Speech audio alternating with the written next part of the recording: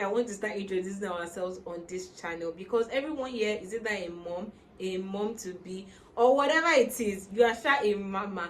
So welcome back to our channel. From the topic, I'm sure you already know why you are here. See, let me put a disclaimer. I don't want to hear anywhere that Sheun said. Sheun did not see anything. No. This video is based, let me even put disclaimer, the content said in this video are not solely the thought whatever. You know why? If you guys have noticed, I'm not one to give opinions when it comes to marriage, because Yoruba will say oro kati awo ko se dasi, meaning matters of husband and wife, they don't used to put mouth inside. No matter what the problem is, they always find a way of reconciling. Then you will now become the enemy. And when it comes to relationship, people have coconut head. Some people, they can be inside hot fire till they come to that point of realization by themselves. There's almost nothing you can do. So I used to avoid marriage, but because my feelings are not as important as the need for you to have a smooth journey into motherhood, I will put our feel aside and come and talk about this, because you must have a beautiful motherhood journey. So today we're talking about before you say I do, before you say this is God's plan for me, before you start dancing Mado, whatever. Come and know the things you must watch out for, especially as a mom. I want to put a disclaimer as we continue this video. Today's video is bring your child to work day. So please, if at any point you just hear one person making noise in the background, help me to manage it. Okay, so now let's continue.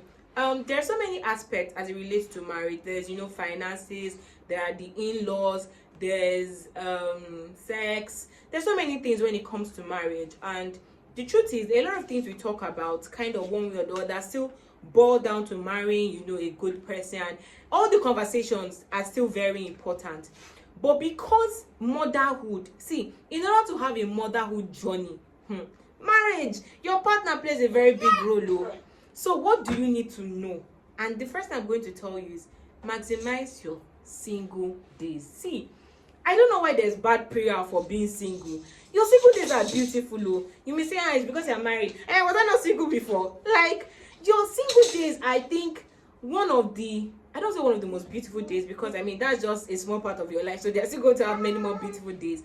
But your single days are a beautiful time to know yourself. It's a good opportunity for you to maximize your time. Like, you don't have to, for example, see, if I'm leaving my house, I want to plan myself, communicate to my husband, not like I need an approval, but babe, I'm going to be out by this time. Do you understand? Let me plan what better is going to eat today. I just slept, calculate all of that. But when you are single, you just wake up in the morning, all you have to do is think about yourself, and it's beautiful. There's beauty in marriage, don't get me wrong, but there's so much beauty. And I think you need to understand it. It's a time for you to know yourself as a human being. What do you want for yourself? What kind of life do you want? What are your goals? What are your ambitions? Another thing I'll say is your single days are a very beautiful time to serve God, to just serve God, honestly. So please, maximize your single days. Use the opportunity to take bold decisions led by the Spirit of God, though. Bold decisions. Use that time to know yourself, to understand yourself, to know. And I've said it again, it's a very beautiful time. I can't emphasize this enough, right? Of course, you keep discovering yourself as you keep going, but I feel like your single days kind of give you an idea of where you want your life to be, the direction you want your life to be, so that when men are coming to meet you, you already know the one that this man cannot help me in terms of my life vision or goals. He helps you make the decisions. He helps you know who to follow and who not to follow, right? Another thing I'm going to say is, see, if you are looking for a good person, whatever it is that you're looking for in a partner, ensure you're also that person. You want a God-fearing person, ensure you're God-fearing. You want a kind partner, ensure you're also a kind person. You want someone that will spoil you silly, ensure you're in a position to also spoil somebody's son silly. Don't try and give what you don't have. Don't try and, they say, what I bring to the table. Well, I'm not about that, Sha. My point is, please, Be a good person. Be the kind of person somebody who also want to marry. Somebody will be proud to say, this is my life partner. It's very important. You see, there are a lot of things that they talk about when, I don't know how many of you attended private school, but I went to a private school, and every time they'll gather you married, they'll talk about this, or your parents will share some things, and you'll be like, whoa, their own is too much. It's not too much. Oh. In fact, they need to even sing it into our ear more often, right? So please, whatever it is that you want your life partner to be, ensure you're also that kind of person. You want someone that is a responsible person. Are you responsible with your finances? And this also boils down to what I said in your single days. So do a self-evaluation and begin to find out what areas of your life you need to do better in. Marriage is not, of course, you learn some things in marriage. There are a lot of things in your life that you get to do better in marriage, but there's still some little things you can work on. You probably don't know how to communicate well. That time is a good time to learn communication, forgiveness, patience, and just be a good human being. So another thing I'm going to say is, when you finally find someone that, okay, you kind of gauge, please maximize your courting period. See, the time for your courting, that courting dating phase, that's not the time to be doing unnecessary things. There was something I told myself. I said, I'm not going to take just any, I told myself I was only going to take one man to my father. And I had my non-negotiables, and I'll share with you. You must be God-fearing. You must be a kind person. And as a man, you must be good with money. Not in terms of how much money you have, but in terms of your mindset about finances, how responsible you are with money, how you want to grow money. I think top of my head, those were my, even if you had two but did not have one, I will not marry you. So the courting phase is for you to, and there's some people, for example, if you have two and you don't have one, I'll be patient with you. Try and this one, let's do better. I'll not cancel you out. But if I see that I've tried and you are refusing to learn, I'm sorry. So I advise you have your non-negotiables, and then know the things that you can compromise on. Do you understand? Some things that don't mean so much to you. I will not say, though, for example, I'm not big on you want to buy me flowers. Of course, everybody loves a bit of romance in their life, but I'm not one of it's okay if you are not all the way romantic. Do you understand? So women love all the way romantic, and that's okay. Know what works for you and stick to that. And when you now find that person, open your mouth and communicate. Courting is a time where both of you will sit down and say, oh, what's your name? What's my name? Where do you come from? Where do you come from? What do you see yourself in the next 5 years? In the next 10? Don't say it's sounding too serious. It is serious. This is life we're talking about. It is serious. Ask the serious and important questions. Find out about that person's family. Then communicate there are some men, when you marry like this or when you have children, is to stay at home. Now, if you're a woman that wants to stay at home, beautiful. There's so much beauty in being a stay-at-home mom. But if you are not, your own is to be a career person, be a nativer. Talk it though. Say it though. I need the person no 1 year. Okay. All those questions of, when we have a child, who comes to stay, my mom or your mom, begin to talk. How many kids do you want? What do you think about C-section? What do you think about having a male child? Don't assume. Don't say, he's woke. It didn't work. Ask. Pay attention to how he treats his family members. Pay attention to how his family members treat you. These things. Be like showing your own is too much. When we have child, are you okay with getting a help? Are you okay with how kind of help do we know? If maybe I want to, by 3 months, I'm going to start resuming work. What is our plan? Don't say when we get there.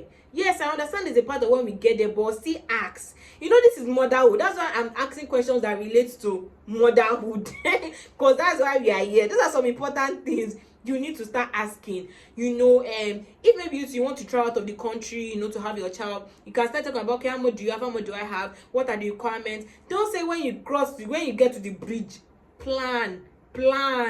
In the dating, no. Watch how he communicates with his family. Watch how he manages you and his family. The Lord will give us wisdom. The Lord will guide us. I don't want to. It's not. I don't want to open my mouth.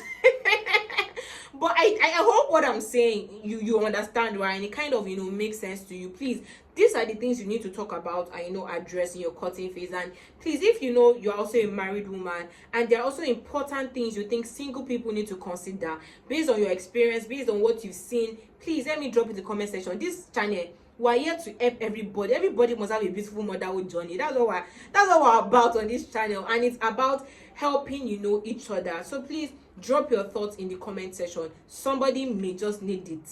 What I'm about to say may seem like the obvious, but to some people, surprisingly, it is not. Marry a kind person. I shared my non-negotiables with you. Let me tell you something you may not know. It's very possible for a man to marry you and not love you. Ask them. Ask. I remember there was a time I was with a driver and was telling me that the wife that he married, there are men that they just look for a good woman. She's good, she's respectful, she's of a good home, she has a good character, she could be a good mother to my children, and that's enough for a man to want to marry a woman. Men, it's possible for a man to marry out of duty and not necessarily out of love. The Bible says, husbands, love your wife, and wife, respect your husband. Why did the Bible say respect and not love? Because respect is what matters more to a man. The only way to love a man is by respecting him. And the only way for women, of course, you also want respect, but you want to be loved. It's very important in marriage, very, very important. Yes, if you are able to find a man, be dutiful, but it's very important you find someone that loves you, that is in love with you, because there are some things that somebody that is in love with you will put aside or will do simply because of love. Someone that loves you wants the best of you. Someone that loves you will not see you in a difficult phase or a difficult situation, because motherhood, especially postpartum, can be tough and not want the best for you. Someone will not see you looking terrible because you are now a mom and not care. Do you understand? So yes, marry someone that loves you. And I've shared my non-negotiables with you, so just look out for that. Have your non-negotiables and ensure that you stick to it. Marriage is for life. As much as people change, people grow, I feel like the core of who you are will always be there, unless you are pretending. The core of who you are will always be there. Okay, so my next point is, when you marry someone and you guys have a child, understand that this is also the first time for that person. And I know I've talked about this in one of my videos. I think it was Help I'm a First Time Mom.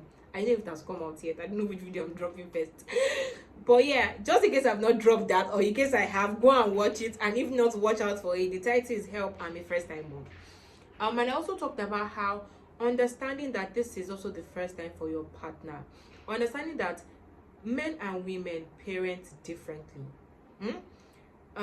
Understand that men are built to be disciplinarians. They are built. That's why if you see, especially if you watch American movie, notice that, and even statistically, I think children that turned out to be wayward, to be all of that, the one thing that was lacking in them is a father figure. See, you can't be a father to your child.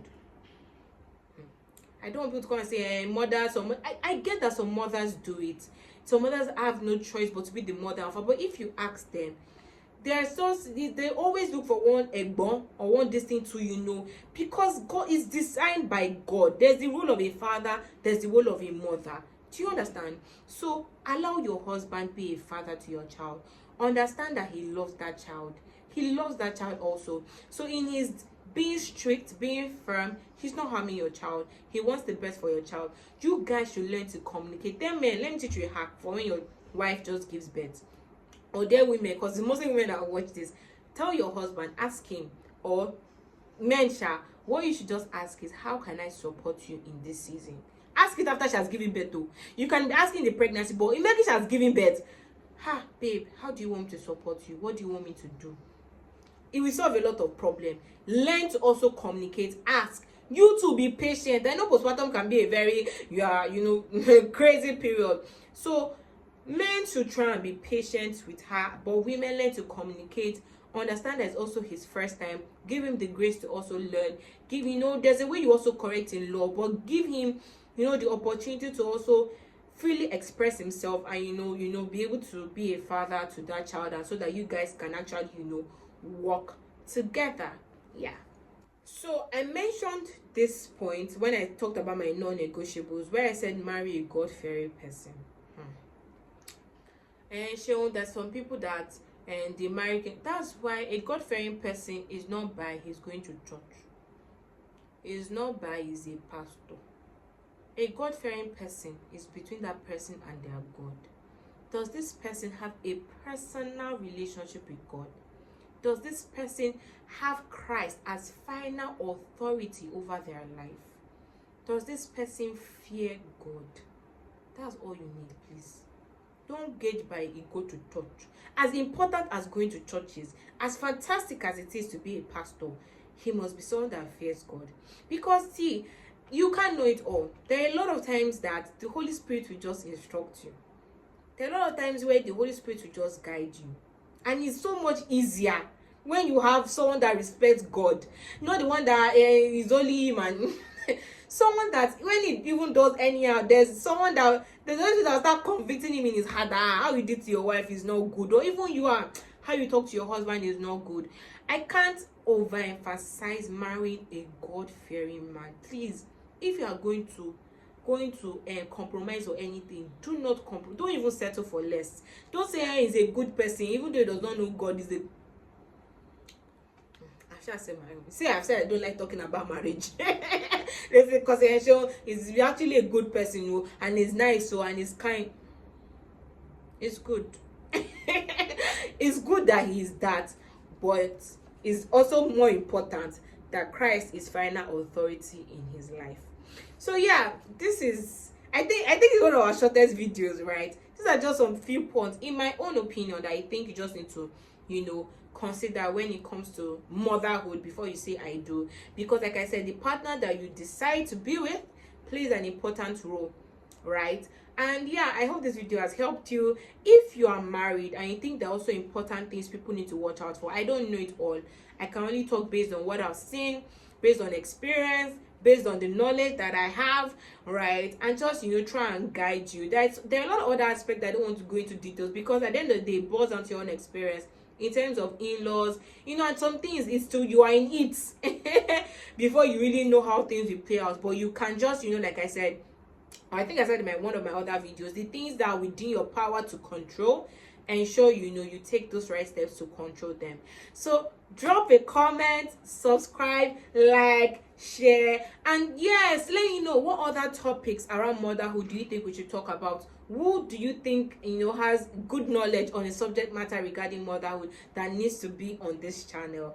Tell me in the comment section or send me a DM on Instagram, and I'll see you in our next video. Bye guys.